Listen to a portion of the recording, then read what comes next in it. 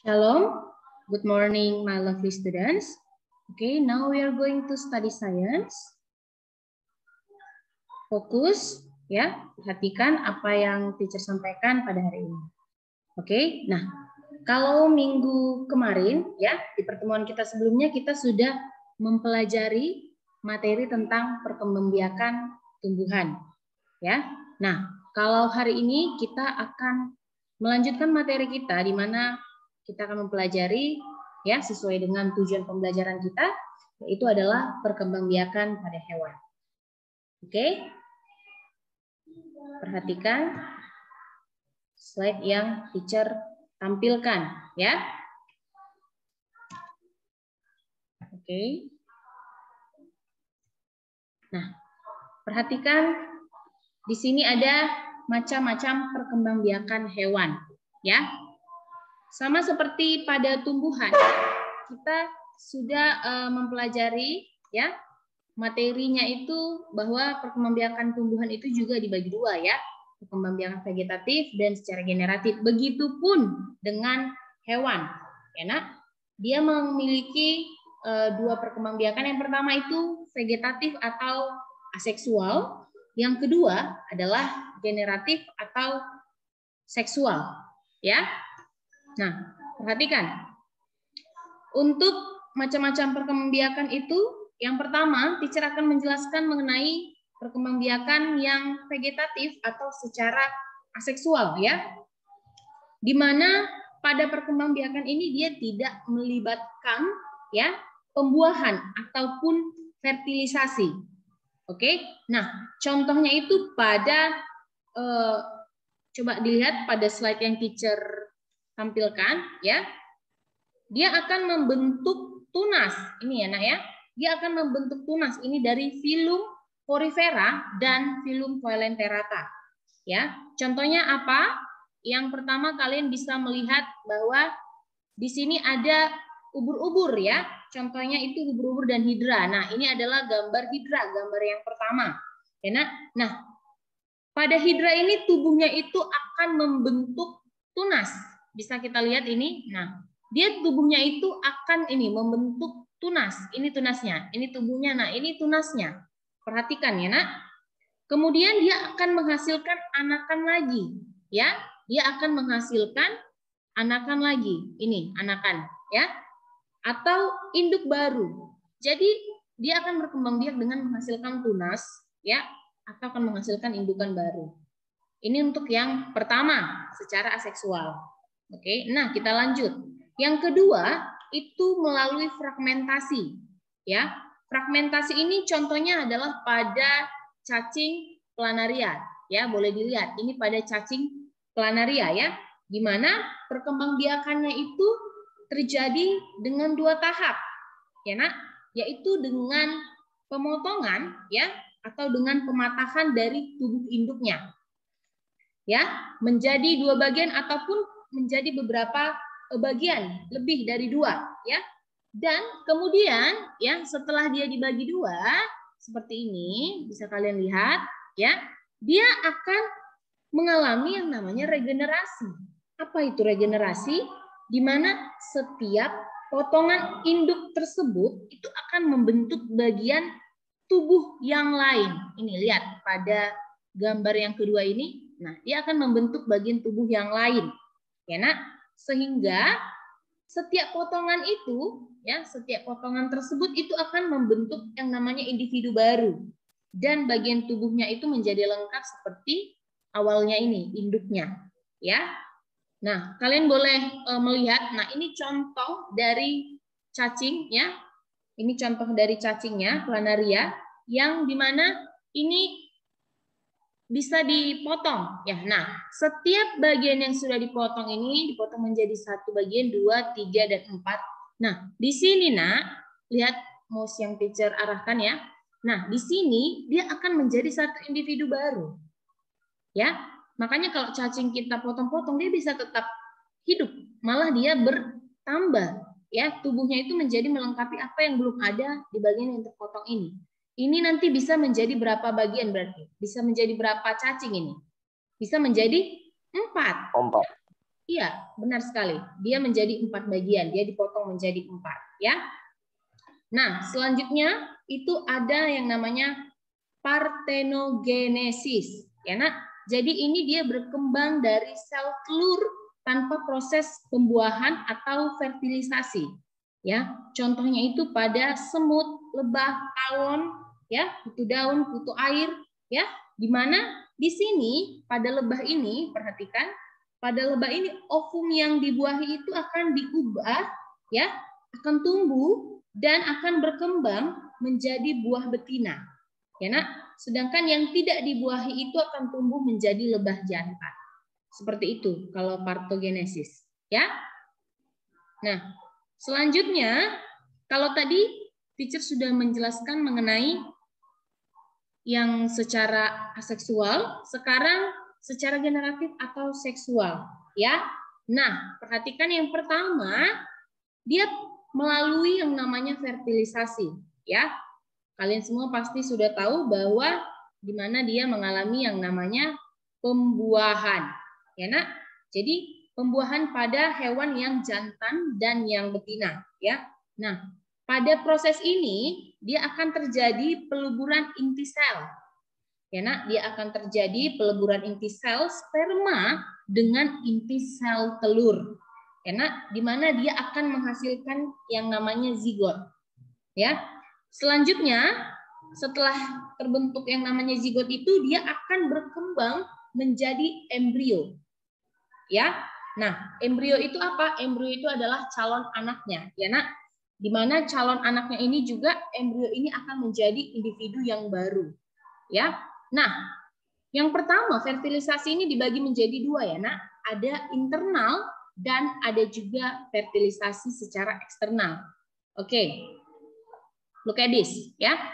Yang pertama, teacher akan menjelaskan mengenai fertilisasi internal, ya, di mana ini terjadi apabila peleburan inti sel telur dan sperma itu terjadi di dalam tubuh induk betina, ya.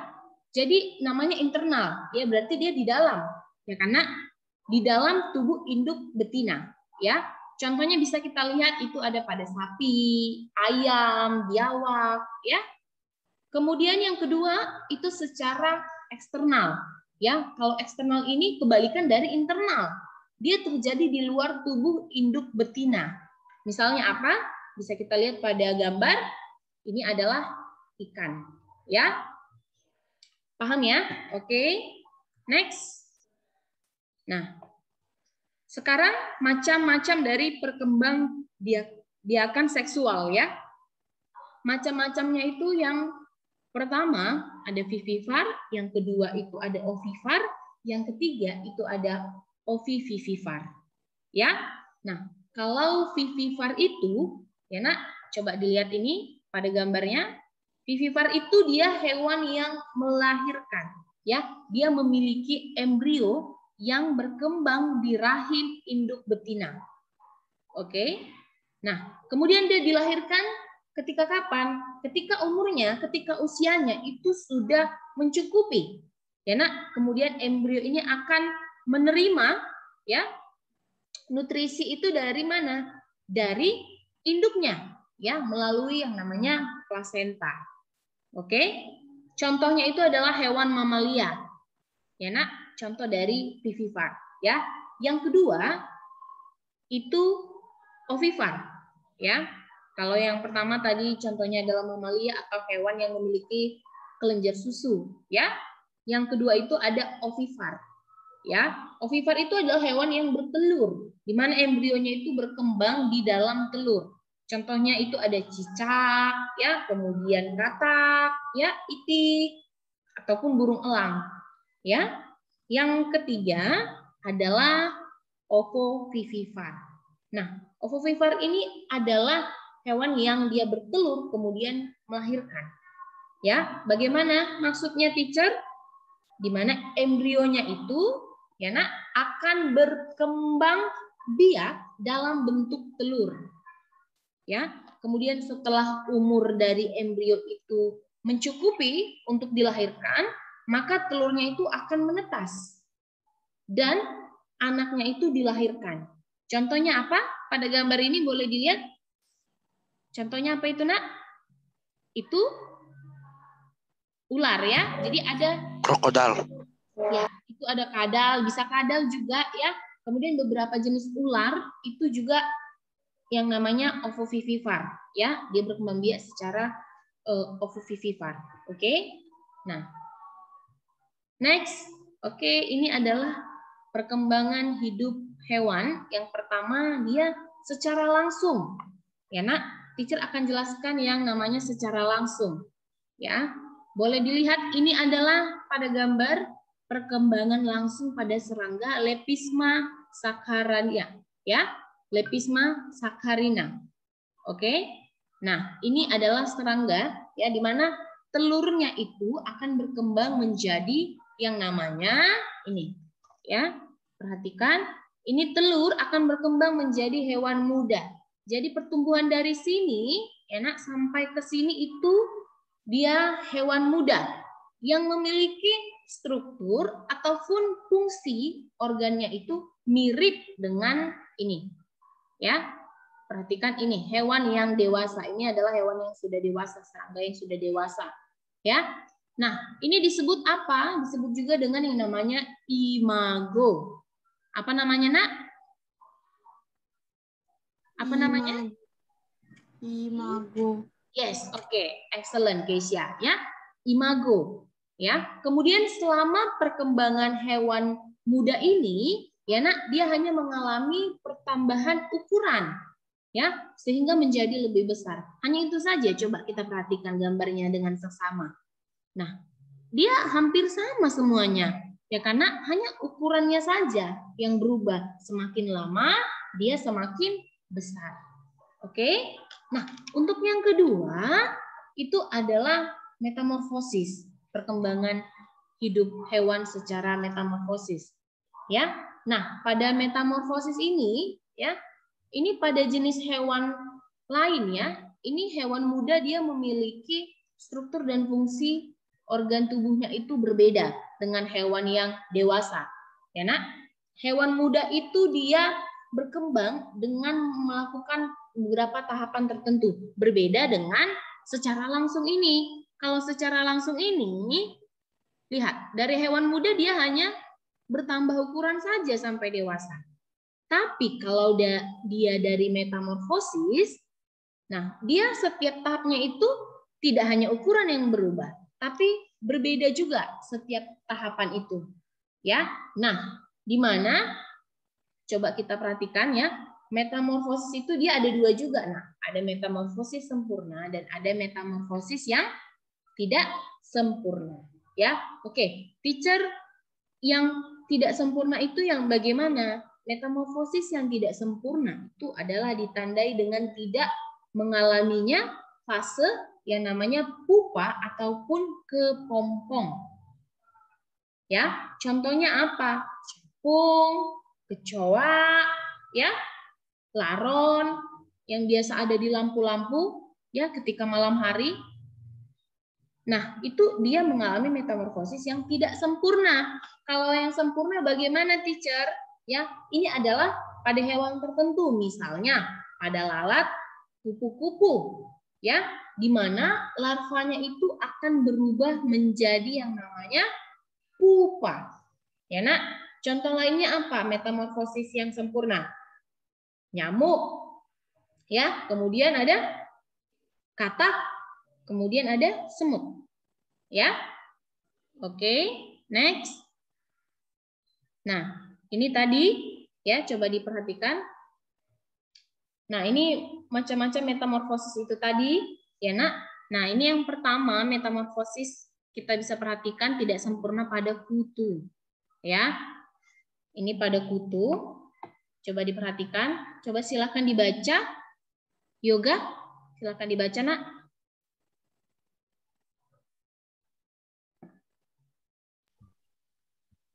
Macam metamorfosis. Telur akan berkembang menjadi hewan muda yang disebut nimfa. Nimfa merupakan hewan muda yang mirip dengan hewan dewasa, tetapi memiliki ukuran yang lebih kecil dari hewan dewasa. Next. Telur akan berkembang menjadi hewan muda yang disebut larva. Larva memiliki struktur dan fungsi organ yang sangat berbeda dengan hewan dewasa. Oke, thank you ya, Yoga. Nah, perhatikan. Di gambar ini, dia mulai dari telur, ya. Nah, ini dia namanya itu disebut dengan nimfa. Ya, nak. Tetap hampir sama dia kan bentuknya. Tidak ada yang berubah, hanya saja ukurannya semakin lama semakin besar. Menjadi hewan yang dewasa. Tapi kalau dia yang B, perhatikan. Ini pada lalat, ya, metamorfosis sempurna pada lalat. Setiap tahapan itu dia berbeda bentuknya, karena lihat mulai dari telur dia menjadi kecil memanjang seperti ini, kemudian dia menjadi seperti ini larva. Nah, ini juga dia semakin besar larvanya. Nah, dari larva ini dia menjadi pupa, ya, dia menjadi pupa seperti ini, ya nak, dia menjadi pupa. Oke, nah setelah dari pupa dia menjadi hewan dewasa. Oke, bisa ya? Nah, pada hewan juga memiliki beberapa keunikan perkembangbiakan. Ya nak? Oke, silakan dibaca Aldeo. Keunikan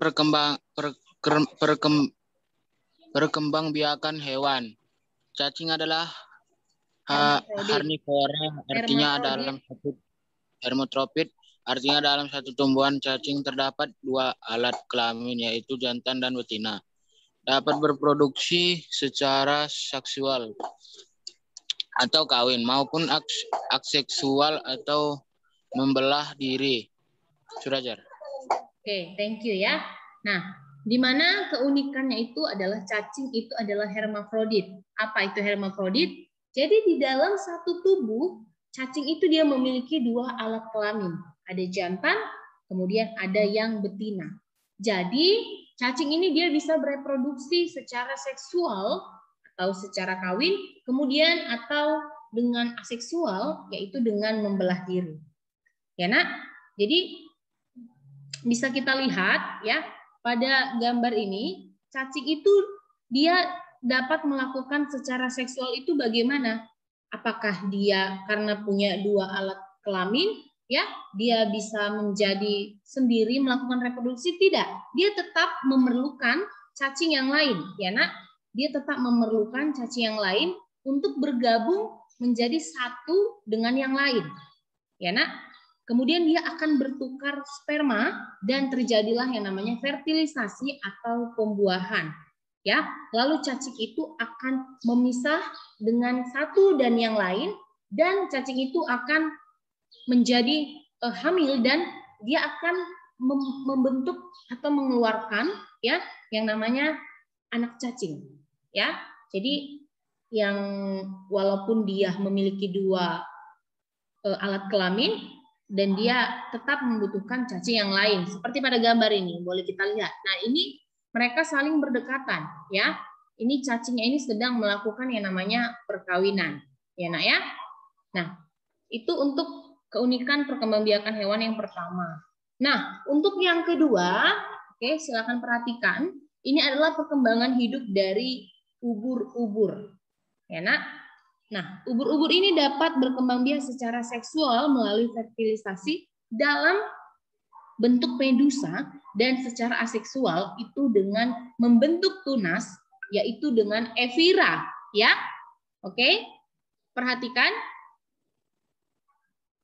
Nah, bagaimana maksudnya di sini?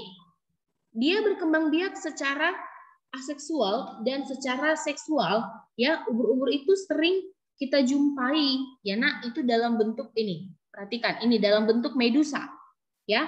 Dia dalam bentuk medusa, yaitu pada tahap seksual dia akan menghasilkan yang namanya sel kelamin. Kemudian sel kelamin ini dia akan dilepaskan ke air dan akan mengalami yang namanya fertilisasi. Ya, dia akan mengalami fertilisasi dan akan membentuk ini zigot. Ya, dia akan membentuk zigot. Kemudian zigot ini akan menjadi larva. Ya, perhatikan, dia akan menjadi larva dan larva akan menjadi polip ya.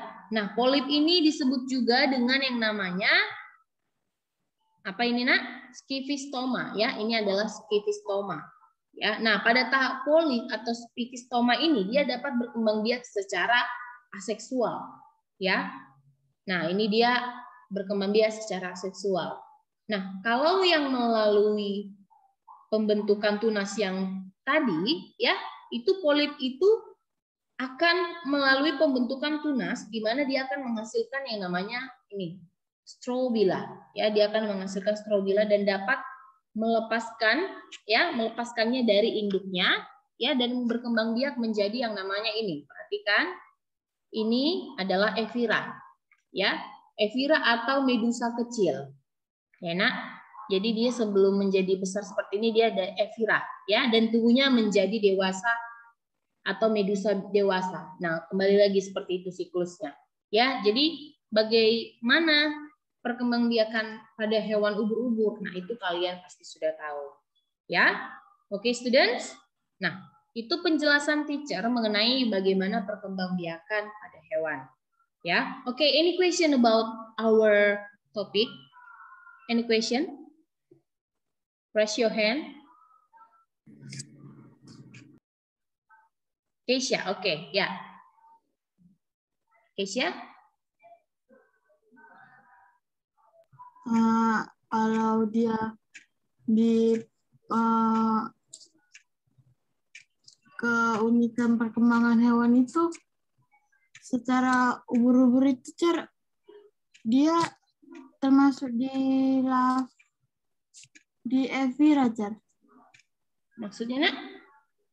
Nah, kan teacher bilang tadi kan itu kan di reproduksi aseksual itu kan ya, berkembang ke evira, Cer. Maksudnya itu gimana, Cer?